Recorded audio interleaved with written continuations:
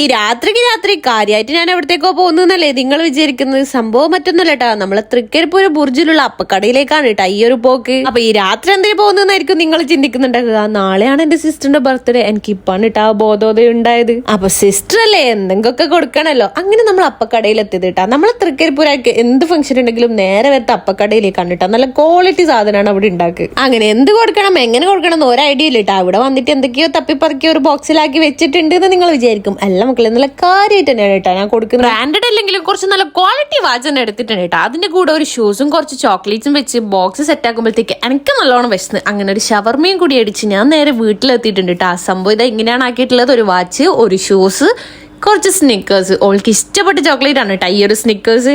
അപ്പൊ ഈ ബോക്സ് എങ്ങനെയുണ്ട്? അടിപൊളിയല്ലേ? ഞാൻ ആക്കിയതുകൊണ്ടോന്ന് അറിയില്ല, എനിക്ക് നല്ലോണം ഇഷ്ടമായിട്ടുണ്ട് കേട്ടോ. ആ ഒരു ബ്ലാക്ക് കളറിലെ ഷൂസും വൈറ്റ് കളറിൽ വരുന്ന ഹാമ്പർ ബോക്സ് ആയിട്ട് സംഭവം എന്തായാലും അടിപൊളിയായിട്ടുണ്ട്. ഇനി ഓക്കെ ഇത് കൊടുത്തിട്ട് ഒന്ന്